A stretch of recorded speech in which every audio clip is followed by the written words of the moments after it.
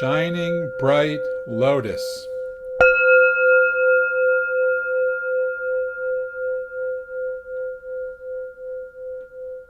Hello, everybody. Thank you for being here. Well, this is quite the subject. So what I've done is followed the outline that Keith Martin Smith has laid out for us, with a number of additions based on suggestions he's made. Like, for example, the default mode network. So we'll start with that, because when we're talking about the mysterious birth of me, we're kind of asking, where does this ego come from? Where does this ego come from? And we often will look to neuroscience these days, and it points to a series of connected areas of the brain called the default mode network, which is a cluster of activity that results in self-referential processing. And that's what we call our ego. And that doesn't really tell us anything. A bit of information. So what does that break down? What does that break down into? So we're talking about self-referential thought, me, mine. Social cognition, which involves being able to recognize the language, the perspective of other people, and our capacity for social engagement, how we interact with other people. It also plays a huge part in our emotional regulation, noticing emotion, being able to recognize the messages within that emotion, and so on. And that includes everything that we consider a positive emotion or a negative emotion. There are no negative emotions. Mental stimulation. It allows us to remember what has taken place. It allows us to project or imagine a future, and so on, which is really important for our capacity or ability to survive in the world. And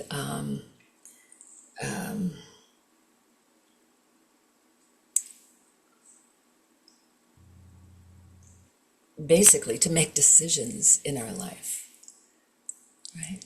Okay. And memory. So it's linked to our episodic memory, just remembering specific past events and the consolidation of new memories. So that's how we approach this from neuroscience perspective. So it's also involved with mind watering and creativity. So when we are not involved with a very focus specific task, which collects the mind, brings the mind to bear on a particular subject, the default mode network is busy. It's mind wandering. It's very creative. And so on. So this is not a negative. We're not trying to get rid of the function of the default mode network, right? We just want to understand how to work with it, right? And you might not be surprised at this, but this default mode network is most active when we are at rest. And that's what drives most meditators crazy. It's like, why? I sit down, I settle down, I try to meditate, and all of this activity goes on. So that's what I'm saying. We need to be able to engage in a very task-specific activity. That's why we're told follow the breath, or focus on an object of some kind. But from a Dharmic point of view, Zen point of view, what's really important is not so much about, how the ego function is generated in the brain, etc., but how it arises as a conditioned, both a biological, physiological process, and how it literally is part of a conditioned process. So the job description of the ego is to divide the world into subject and object. Me, not me. So the ego always feels like me. It builds its own self-referencing from sensations, from sensory information, what we hear, what we see, the textures of touch and kinesthetic experience, memories, emotions, and these are woven into a narrative. This is about me, this is not me. So it categorizes, it evaluates and defends boundaries between what is mine and what is thine. And often those boundaries get very blurred with projections, transferences, beliefs, all kinds of things. So that brings us very much to complex human relationship and interaction. So the ego function develops in stages, and it starts with our simple survival instinct in infancy. This is built in, it is instinctive, and then develops to a complex sense of identity that is shaped by language, shaped by our culture, shaped by our experience with pretty much everything. So it can be healthy or unhealthy. This development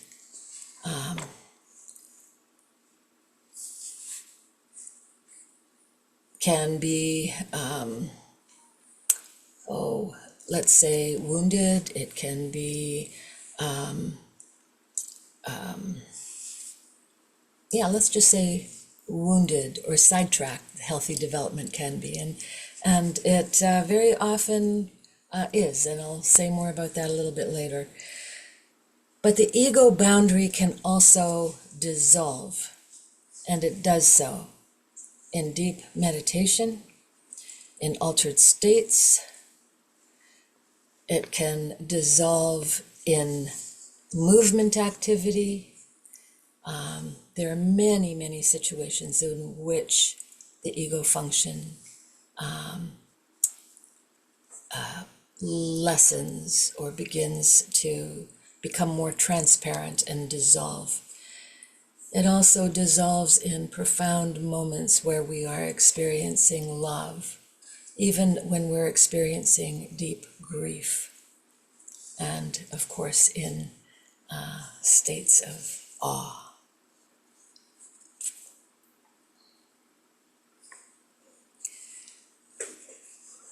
So it's constructed and conditioned biologically and psychologically. It forms in relationship to our sensory capacities, and I will be talking more about this in the dependent origination. But the quick story is that what we see, hear, smell, taste, touch, and how we think about it all. I'm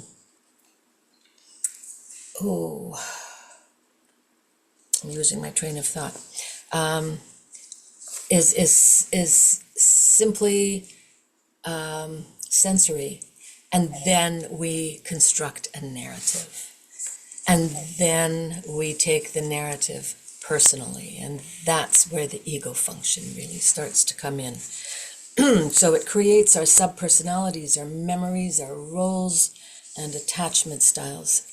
So what's important to recognize is that we grow in a holding environment.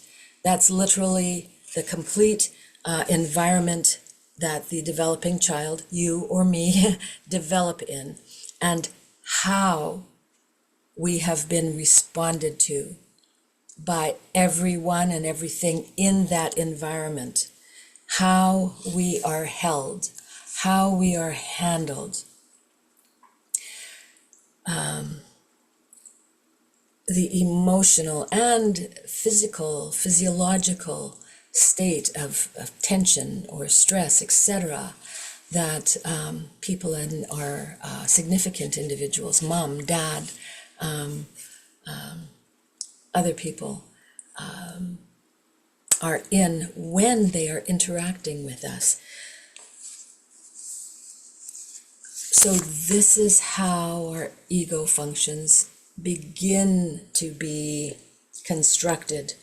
So it is a construction. The ego is a construction that houses our opinions, our beliefs, our judgments, and they are mixed with very functional thoughts that help us navigate the world with various degrees of abilities.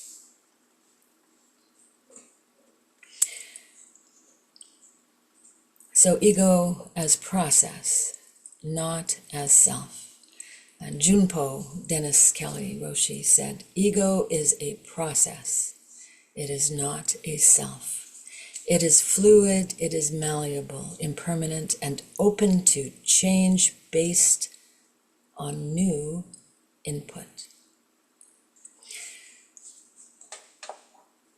So this ego development involves a self-concept that gets developed over time. These are ideas about who we are, what we're about, eventually what our purpose is, what we value, what the meaning in life is, and so on. And a lot of this is based on early life introjections or impressions that we take in, the same way we take in food. That sustains us, it constructs our body. These impressions that we take in also construct our egos. There's also a self-image, how we vision ourselves. Literally, the emotional brain puts forward images. How do we image or imagine who we are? So this is also a part of the ego function. So when we recognize the open spaciousness of awareness itself, we are able to begin to disidentify with the ego function and see that it is not a permanent construct, but it is a dynamic, ever-changing movement in awareness.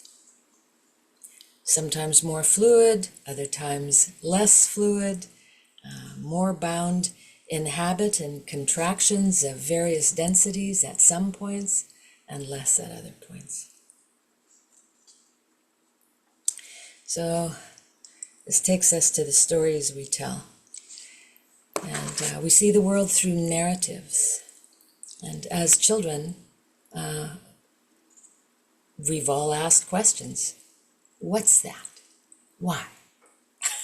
Why? And so on. How were we responded to? And how do we respond to children? This is how the narratives begin to be constructed. These stories are the ego's way of organizing the reality around us. everything we're seeing and hearing and so on. It's very important for organizing. And we start with our basic senses and our sense impressions. So we are what we could call sense interpreters or storytellers.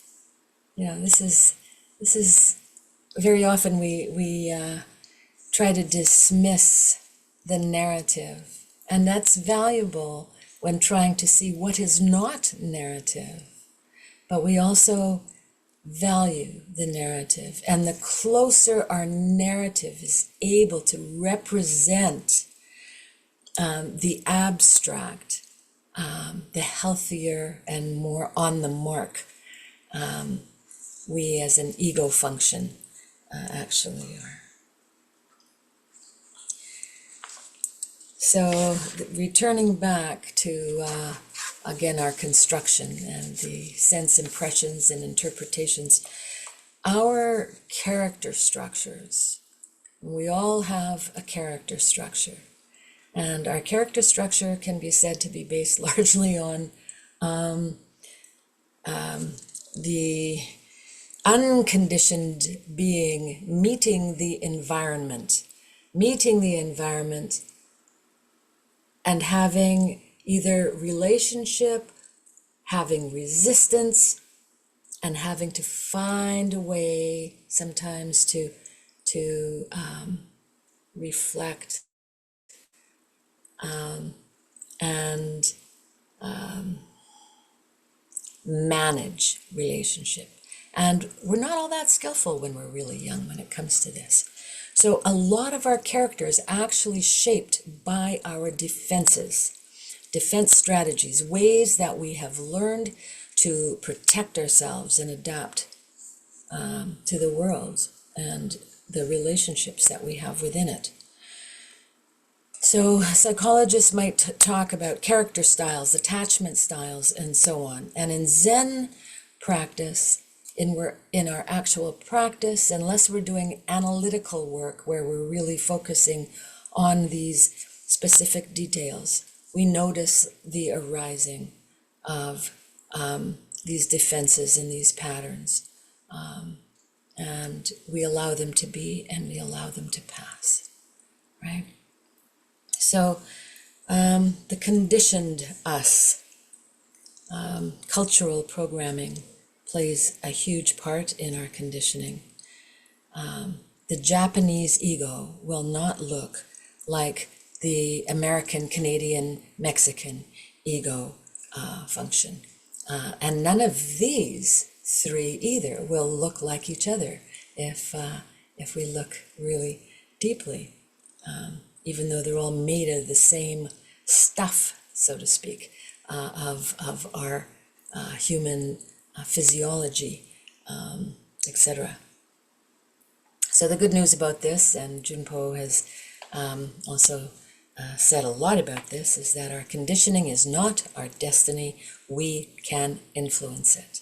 And that's what Armando Zen process is very much all about.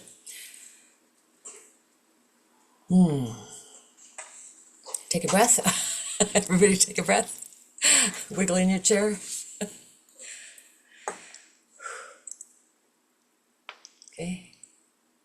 This is a lot of information coming at you, so to speak. So I'm hoping you don't have to defend against it and just can breathe, relax, and take this in. So ego as enemy. Oh my gosh. I remember when I first started talking about we need our ego function. And I was so glad to hear other people start to talk about that as well. Because many writers, teachers, practitioners, particularly in the not so distant past, have treated and spoken of the ego as an enemy to be killed off. We cannot amputate the me without creating another subtler me who's doing the cutting away of the ego. We need to be really careful about how we understand this ego function,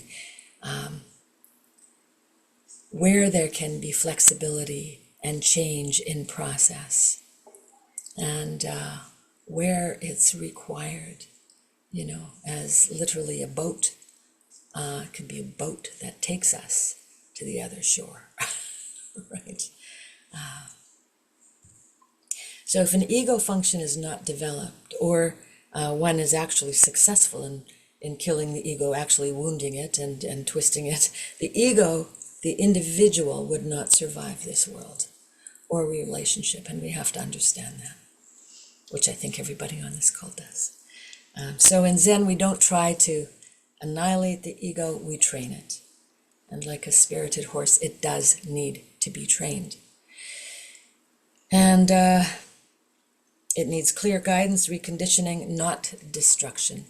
And this is another one of those places where all of the different approaches to Dharma teaching and practice sometimes collide as well.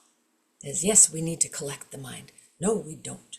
And so our ego is engaged based on our backgrounds, our conditioning, and our understanding, and so on, and we make our way eventually. So, working with the ego, Dharani, mind collecting practices, mantra-like phrases, capping phrases in Mando Zen, give the breathing, candle flame will give the mind something steady to focus on. Again, that helps us sort of help the default mode network settle down and relax. It stabilizes it.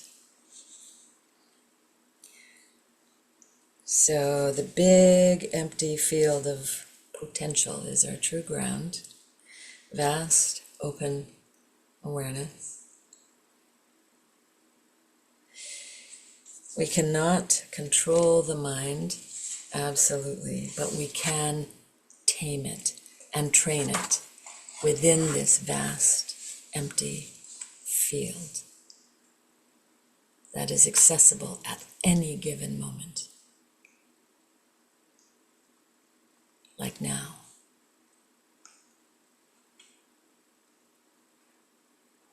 Okay. So, the ego,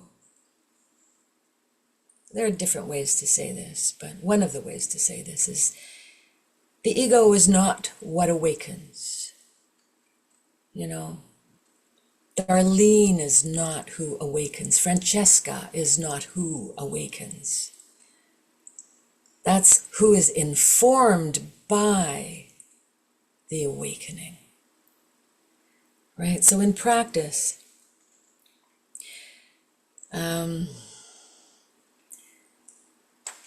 yeah, that's okay. So in practice, we have allowing as critical. Receptivity is critical. It's primary. We allow what is in front of us, what is here now, sensation, the sensation of this embodiment, the sensations of this breathing body, this constructing mind,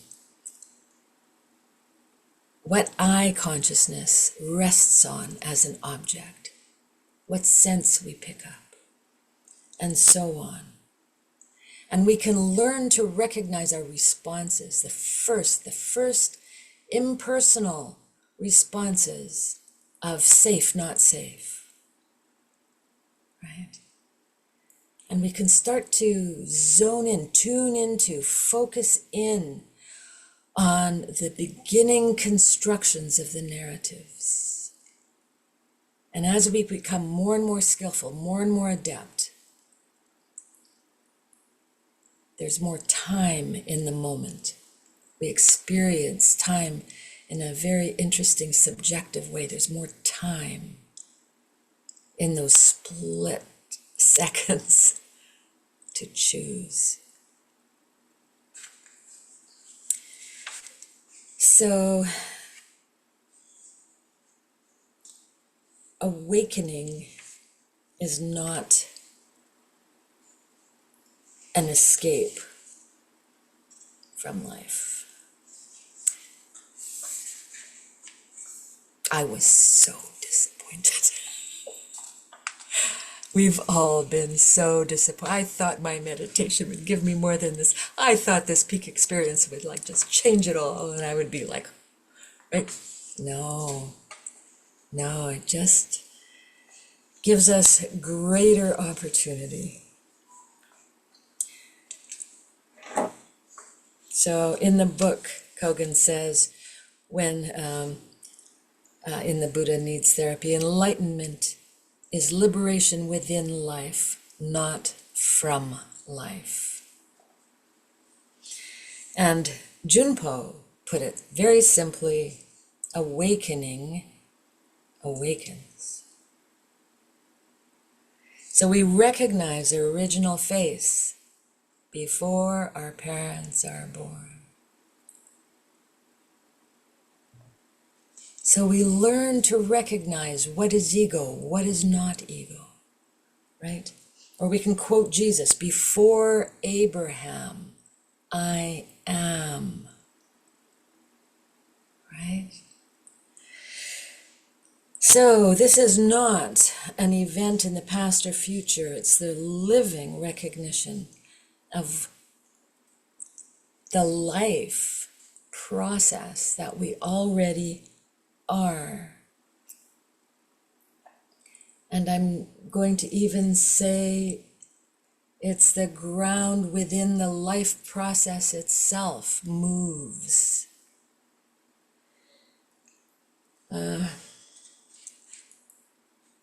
So whether we live in a God realm or a mind state or a health state has everything to do with the ego function to surrender and release our attachments to our deeply held beliefs that might be imprisoning us in various ways, our different grasping, our clinging to different views, and being aversive and hostile toward other perspectives and other views. And boy, can we see this across the world right now. Everybody is confused. And what we need to recognize is our own confusion, because who actually knows what the truth is? All we've got is the ground of our own being to anchor in, ultimately. And the rest is a series of constructions and not knowings. So as humans overall, well, this sounds negative, but it just seems to be a fact. We're immersed in a certain degree of ignorance. We don't really, for the most part, know who we are not, or any of the laws of how reality and illusion work and what they're based on, and all the rest of the details, including politics. So that's the mess, and that's what we have to navigate. That's what we have to make choices. This ego function has to make choices. So in Zen, we do not destroy the ego. We see through it. We recognize its utilities. We recognize its limits. And we learn to let it serve us rather than rule us. So the invitation is to live in the big empty field as our ground with all of life's joys and sorrows.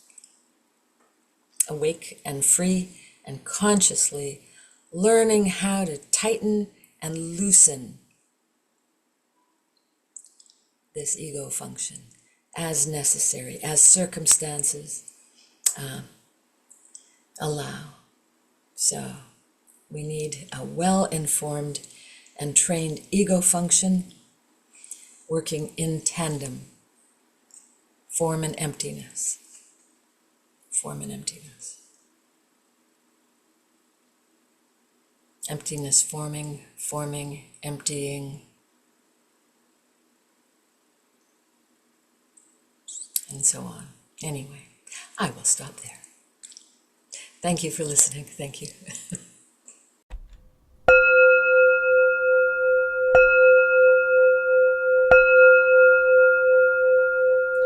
Shining bright lotus.